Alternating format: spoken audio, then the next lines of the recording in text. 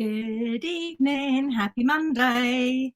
And a bit of a wet one it is at that. I don't know about you, but it's absolutely chucking it down here. We got thunder, I think there's even been lightning. I pulled the curtain so I can't see it. It's bouncing it down. And obviously being in the caravan, I don't know if you can hear it or not, but it is banging on the roof. So apologies if you can, but we're going to rock and roll with it anyway. So tonight is all about conquering consent. A subject which I am more than passionate about, mainly because I made many mistakes myself in my journey through BDSM, through swinging, and definitely learned by my mistakes.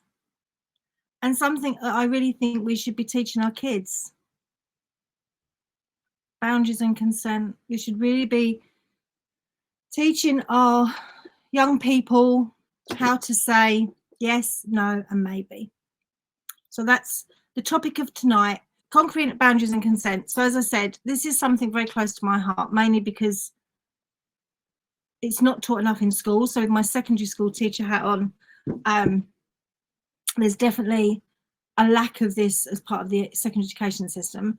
And also through my own journey, I didn't understand it. So it's really all about never assuming that it's a yes, which is quite simple, really. Like, no matter what it is. And this doesn't have to be just around sex. This could be around all sorts of things in our life. It's about making sure that we have got a clear yes, and that just because someone says yes today, it doesn't mean so they're going to say yes tomorrow, even for the same thing. So that's the same as anything in life. Can you do me a favor? Can you, some intimate act in sexual connection, like whatever it is, just because someone said they were going to do it today, doesn't mean so they're going to do it tomorrow. So it's always good to make sure and get a definite yes. Now, this is no way an easy topic, no way at all, because yeses and nos are verbal. And then we have the non-verbal communication, the body language, the fine line of understanding what the question was in the first place. There are many, many layers to this, and it is not an easy topic, and it's not an easy thing to navigate. So, for example, things like just because someone has said yes, if they're drunk or they're under the influence of drugs, it's not really a yes. Someone needs to be of the same mind to be able to give you a yes. So none of this is kind of clear cut and easy to navigate whatsoever. But there are some things that we can do to make sure we edge on the side of getting it right, and make sure that where there are opportunities to make a consenting commitment to somebody and have that exchange of consent, because consent is two ways, then that we have that in place. So has anyone got any comments or stories or anything, any thoughts on consent and conquering consent and how important it is, or anything they want to share before we kind of dive into some of the bits that I've got here that I want to share with you? And it is a minefield. It is a minefield, but it's such an important thing to understand. And for those of you that have got kids that are on this live or watching it on replay, please share this with your kids. Understanding consent and understanding that they can say no, and I'm going to give you some kind of tools on how we can navigate that, potentially could save a life. It could save them being abused. It could save them going through something that they don't want to experience because they didn't know how to do that. They didn't know how to navigate that conversation. So therefore, they've ended up in a sexual encounter, or they've ended up in a situation because they didn't know how to say, actually, do you know what? This doesn't feel right for me. And I really appreciate that, that's challenging, or that's not what you want to hear, or whatever it might be, but actually this isn't right for me. But more than often, and I'm sure you can think of your own situations, more than often we stay silent and we put up with. Can anyone think of an example when, and it doesn't have to be around sex intimacy, but just where they was just like, well, do you know what? It's just easier to go with it. It's just easier to put up with than to challenge or say no to or navigate it in a different way. I know I have in so many different ways. I've done it with situations in relationships. I've definitely done it in sex. I've definitely done it in intimacy. I've definitely done it in BDSM, and I've definitely done it in the swinging world. You know, they're my bubbles and my journey. So some of those things are quite profound for me in the journey that I've been on. But actually, even a situation within the family, just like, yeah, I'll do that. You know, just that kind of like, actually, no, that doesn't feel good for me. It isn't something I want to be involved in, or it isn't something that I want to consent to, or isn't something that that resonates with me and where I want to show up. We're just like, yeah, okay, we'll do that. And I think in sex and intimacy, it's harder to navigate this because we don't want to let anyone down. You know, sex and intimacy is a really vulnerable space to be in. And often we feel like we have to say yes because what will happen if we say no? Or we feel like we have to say yes because then otherwise we're letting them down. Or judgment comes into play. Or they won't want me anymore. But actually what happens is, because we didn't say no the first time, we then feel we can't say no the second time, and the third time, and the fourth time, and the 29th time, and the 67th time. And we end up putting up with this thing we don't feel aligned to, and we don't feel is serving us in any way. We just end up going with it because we feel like because we didn't say no the first time, we can't ever say no again. And that is so not the case. And we don't have the communication about consent in that talking to our partner and saying, if I say no, that's not a judgment on you, that's me honouring me. It's not about a judgment on somebody else, it's about honouring your own needs and wants, and that you hope they respect that. And no, and I'm not saying it doesn't feel like that, because when you're on the other side of that and you're asking for someone and they say no, they're not consenting to it, it's like, oh, you know, it just feels like bang. So I get it, but actually we've got to learn it both sides. We've got to learn that actually when someone, allowing someone to consent, being on the other side of it, is obviously equally as important, but none of that's a judgment on us. You should, for me, like a no now is like, wow, this person really trusts me enough to be honest with me. And I've connected with someone that can say no, and that I'm sure, you know, I know that their no is worth a no and their yes is worth a yes. And there's that beautiful saying, isn't there? What is your yes worth if you never say no? Because this person is true to themselves, I know when they give me a yes, they really give me a yes from their heart. It's not like, yeah, it's not a half-hearted effort. And we have to understand both sides. It's not just about us honouring our yes and our no, and us rocking up and setting our boundaries and honouring it, but actually, you know, we've got to work from it from both sides. So let me just a few notes, because I know I go off on a tangent. So let me just have a sip of me. So some things, and I'm going to post these in the group, because I think for those of you that have got kids, some of these can be really useful, like to come up with an activity or something that you can share these with your kids. So how to create the check-in. So these are some phrases that we can use to create the check-in. So are you comfortable with this? So not just assuming that people want to do things in our life. And literally this is anything. It doesn't have to be around intimacy and pleasure. Would you like to receive this? Are you comfortable with this? You know, many of us, you know, this is something I do with my clients all the time. Is this something that, you know, feels good for you? Is it something that, you know, even a discussion before, but also checking in during a session. Is this okay? Do you want me to slow down? Would you like to go any further? Is there anything you don't want to do? Are you happy with this? Do you want me to stop? Now they can apply to pretty much quite a few different situations in life, pretty much anything. You know, does this feel okay? How many times do we ask people that? We just assume, don't we? We just assume, we just carry on until they say no. And if they're carrying on waiting for you to ask, oops. I think the hardest thing, and I know I've just said this, but I want to kind of say it again, because it's one. I think the hardest thing is the fact that we're not used to doing this and how uncomfortable it can feel. But actually, when you start practicing it, what you find is it's really honouring, and the people around you start doing it too. Because it feels good to be asked. If I'm asking you, does this feel right for you? And you're like, wow, does it? Yes.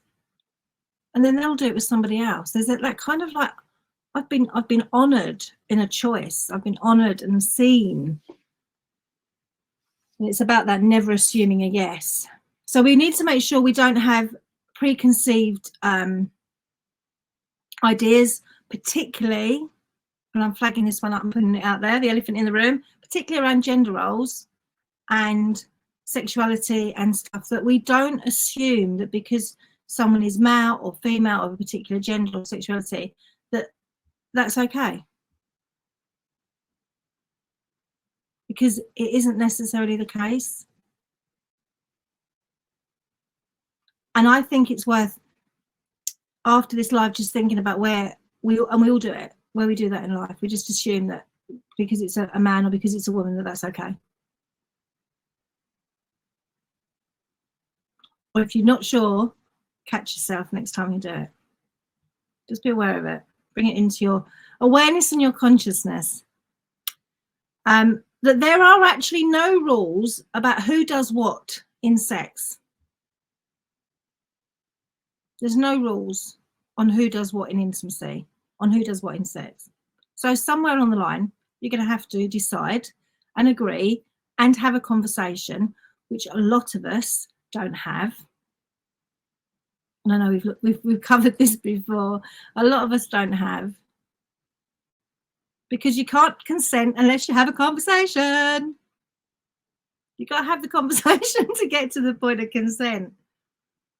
And things like assuming flirting, a gift, being asked out for a drink, you know, not assuming that that means something else. Now, this is particularly maybe more for young people, but actually I think we all do it to a degree. We just make assumptions. And then we forget to ask, and we just, those assumptions can roll on.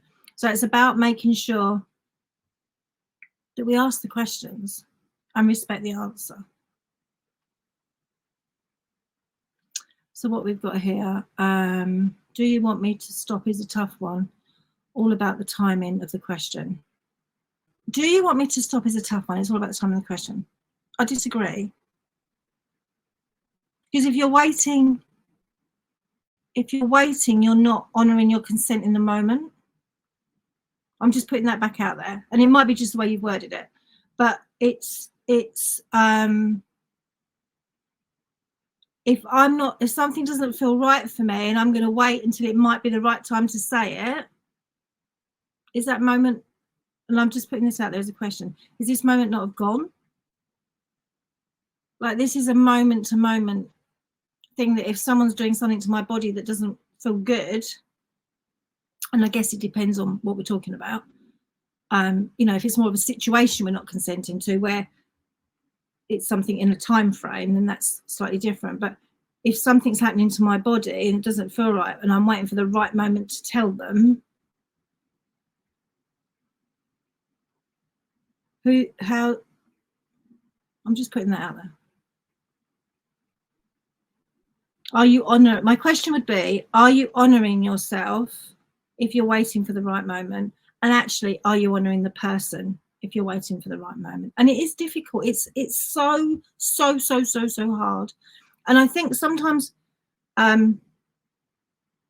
it's about getting used to the communication, which we've talked about loads, but getting used to the communication and never talk about enough before you get to that point. You've got this dialogue, so that actually saying, actually, I'm not feeling this feels right for me right now. Could we stop? That's not suddenly a kind of like, where's that come from? That actually it's part of the everyday. You know, I'm not really feeling this meal's good for me, or this situation's good for me. Or like, it's part of the vocabulary that you have between you. And you build that kind of dialogue up about respecting everything in your life and everything feeling really good. So that actually when you say, actually, can you stop? They're like, yeah, that's cool. Yeah, hear you. That's all good. Or when someone says stop, that it doesn't feel like a judgment, because you know you kind of had some of those conversations about that feeling right and good for you. So that does work both ways. Okay, Susie's saying she hears me, is where, yeah, I think a lot of us do, because by the time we've thought about it and thought, does this feel right? Does it not feel right? How am I going to word this? What would be the best way to say it? And by the time that's happened, it's gone. It's like the moment's passed, isn't it? It's like, oh, I won't mention it now then. And then they do it again. And then you're like, oh, this happened last time. And I didn't mention it last time, so should I mention it this time? It's just like, I get it. It's really difficult. And I think none of us want to be judged. None of us want to be judged. I've done it myself, but, you know, it's like, you know, I've been in intimacy and I'm like, I'm really not enjoying this. So how do I tell them? And then they kind of start doing something else, like, oh, that feels a bit better, but I'm not really feeling it. I don't really want to be here, and blah, blah, blah, blah. By the time I've thought it through, the whole thing's just, the moment's gone. And if it hasn't gone, I've kind of decided that I've got so far into it, because it's taken me 10 minutes to decide to say that it doesn't feel right, then now it just would feel really dishonouring to them, forgetting that actually the most important person is me. We don't honour anybody if we don't honour ourselves.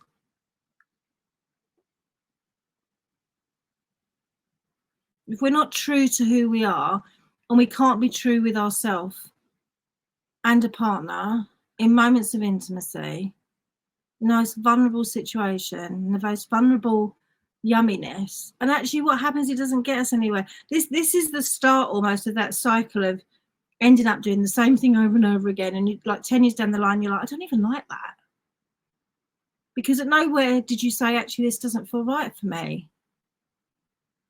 You're not consented to it fully. And all of this is woven in with body language, by the way. Body language is just as important. Someone's no does not necessarily need to be verbal. How complicated does that make it? They don't have to actually say it. How does that work? But that's about the checking in. Let's see what else we've got to throw in this pot. I said earlier about not accepting consent if someone is under the influence of drugs or alcohol. I think you need to consider what you're doing in the first place before you even get to the point of consent and worrying about that bit.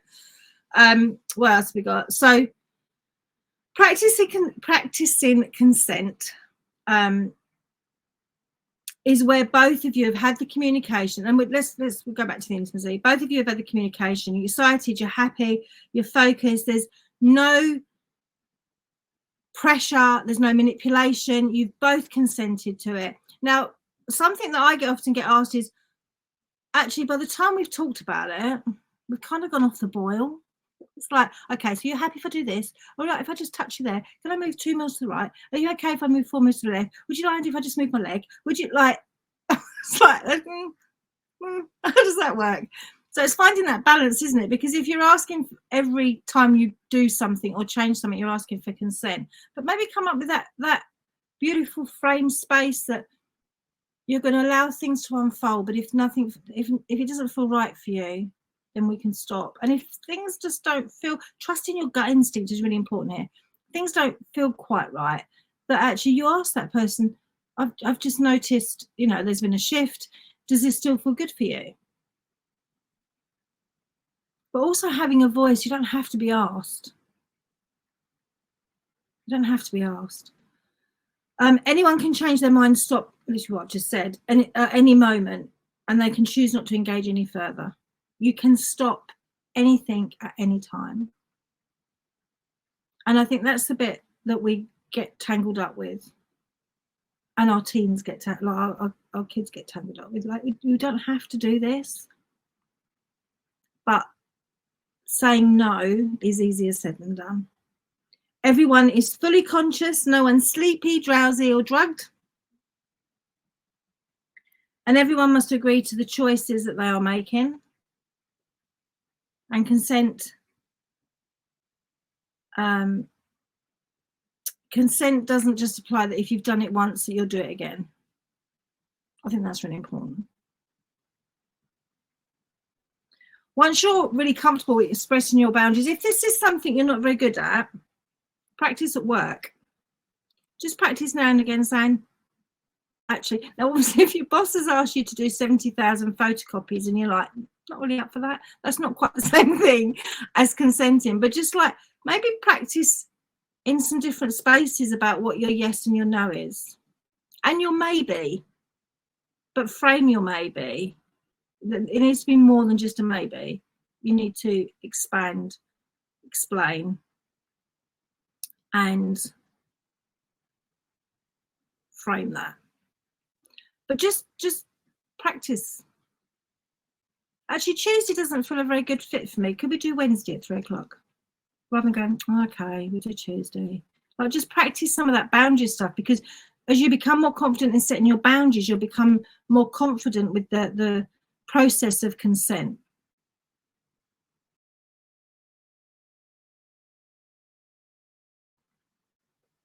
I think it's one of those things, what I would suggest is just over the next few days, just be aware of how many things you consent to, the language you use, just bring it into your consciousness. It's not about changing everything at once, but just bring it into your consciousness, how much you put up with, how much you consent to. Are there any places in your life you can bring in some, actually, that doesn't feel right for me. Actually, could we do that slightly differently? Actually, right at this moment, I don't feel that that's a good thing for me.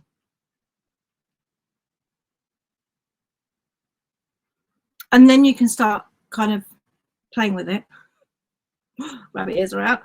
In the bedroom or other places are available. But it is hard. It's really difficult. As I said, you've got body language thrown in there.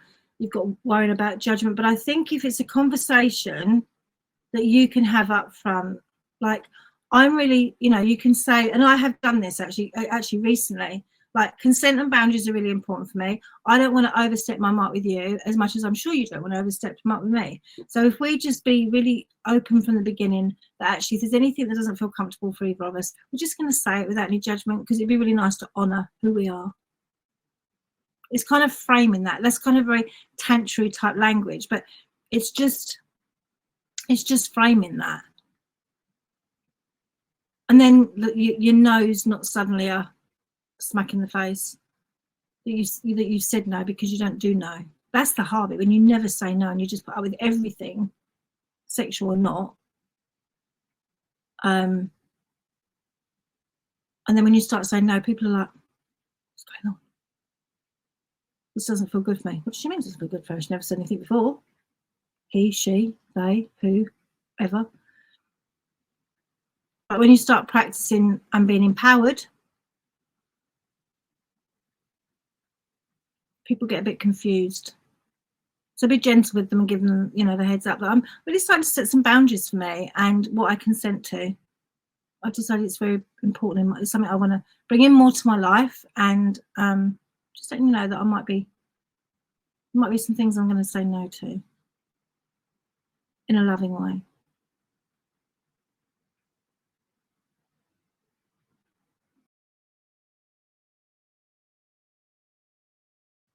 And I agree, it is a subject that's, I don't know if any of you notice or can feel it, but it really, like, I can feel myself welling up. It scares me that the kids don't have this. And I've dealt with a couple of families recently, a couple of parents, actually they came to me for support for them, but when we got talking about their teenage children, one of them being sexually assaulted, and thought they just had to say yes and not stop it or consent to it, but because the person, anyway, I'm not going to go into that, but there was a whole story about their teenage daughter, and then another story about a teenage son. It just breaks my heart. And all because we don't give our kids the language. And this goes back to, there's a podcast on my, let's take a breath, hang on.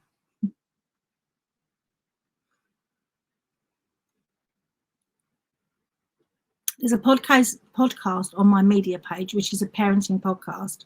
And on there, I talk about how, as parents, do we ask our children if they would like a hug? Or do we just hug them? Do we ask people in our lives, would you like to receive a hug? Because what happens is we spend a lot of time connecting with our children through hugs, holding the hand, whatever it might be, without asking them. And then suddenly they're with another human being and they don't have the vocabulary or the understanding to put those boundaries and that consent. Because they're not asked. No one's ever asked them. So they just assume and go along with the fact that when anyone's ever hugged them, they've just hugged them back. Whether that's their parents, great auntie Betty, who's not a great auntie at all, the neighbour, like whoever it is. And I know there's a very much particularly with the girls, there's very much this kind of, hi, we're going to have a hug. There's very much that culture, but that just scares the bejeebies out of me watching that. Because how do we support them? So just ask, would you like to receive a hug? And occasionally maybe some, you know what, just now, can we leave that and maybe do it later? And let them feel how that feels in their body for a no. Let them experience that. So the first time someone says no to them, it's not this big fear thing. And I think sometimes because we don't understand it, we're scared of trying to explain it to our kids because we don't actually understand it ourselves, as often is with sex and intimacy. If we don't understand it, how can we then teach our kids? But the fact is, without this, horrible things happen. Kids are abused, young people are abused, women are abused, men are abused. Consent is not respected. And it's got to start somewhere. We've got to start it somewhere. And as individuals, we don't honour our own body and our own relationships and our own choices. And relationships break down because of it. People have affairs, people like whatever it is. We don't honour each other. I know that there's a lot of marriages that would be still marriages and not divorces if this stuff was sorted out very early on. It's almost like there needs to be an induction to a relationship that you both have to go on before you're allowed to be in a partnership. It's like, I really like them, I want to have relationships, we have to go off and do this little training course all about consent and boundaries and some tantra stuff and all these dummy nuts, and then you can go off and be happy ever after because actually you've learned how to communicate, you know about your boundaries, you put your consent in place, and it's all beautiful. And if it doesn't work out, then at least you had the right toolbox and you had the best start. And if it doesn't work out, then that's all good because you tried. But life doesn't work like that, does it? Maybe that's what I need to be doing.